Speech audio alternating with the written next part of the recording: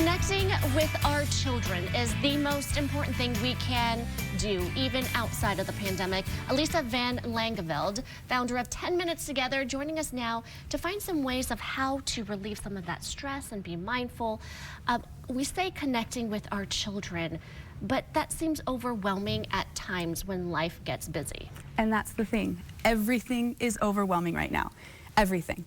All parents are feeling it. No parent is having an easy time. Everything has been ratcheted up during this pandemic. We're more worried about our kids' safety, about economic security, work-home balance. Everything is harder. So the first message to parents, you're not alone. You're not unqualified, you're not unskilled. It is not you. All of us are struggling, and we can all get through this as well. I like how you said we are not unqualified. You're not. I mean, we can feel like we're failing every day, but how do we get back to feeling good and knowing that we are connecting with our children? Yes. Okay, so first of things, a couple of things that we should be doing for ourselves, for our parents, as the parents. Number one, lower your standards. Whatever were your parenting expectations before this pandemic started, we need to dial those back. We need, whatever were your screen time expectations, whatever were your yelling expectations, give yourself a break. In every aspect. I remember an article says lower your standards, keep going, and keep going, and keep going. Yes, absolutely. So that's the first thing, lower your expectations. Next, for parents, practice a parenting stress response. So when you're in the middle of crisis, when you're gonna melt down, when you're yelling at your kids, what you do, stop, take a breath, repeat a parenting message that matters. Something like, I am the parent, you are the child. Our relationship is my #1 priority.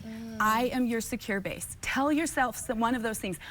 You matter more to me than this math lesson.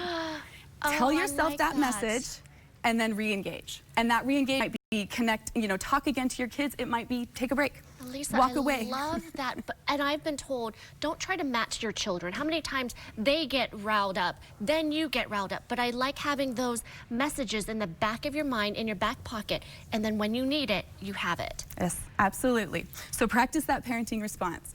And then the next thing, what we need to do for our children is focus on connecting with them one-on-one. Now, it's easy to say that kids are resilient, and they are.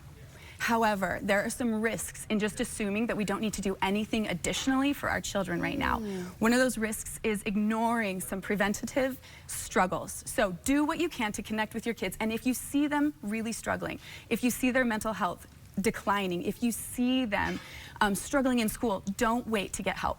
Talk to their teacher, get them some mental health intervention if you need to. So don't just assume kids are going to be resilient. Do something about it. So Elisa, how do you dive into that? My 6-year-old is starting to have a tic, and it's stress related, but I don't know where it is coming from. How do you get that communication open? Okay, so between you and your child, it's one-on-one connection time. Spending time with her consistently so that she can feel seen, she can feel safe, and she can feel soothed. Safe is the physical safety and the emotional safety. Seen is, I understand that you're going through a hard time. I validate your experience. It's hard to not be with your friends. It's hard to miss your homecoming dance. It's hard to do these things. I see that.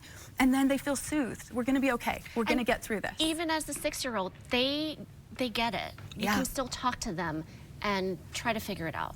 Yeah, but with the 6-year-old and all children, but really recognizing that you see her. I see that you're struggling. I see that this is hard for you. And they understand that. Yes. Yes. And that starts to build their own emotional awareness that I am struggling. This is what struggling feels like. It's okay to struggle.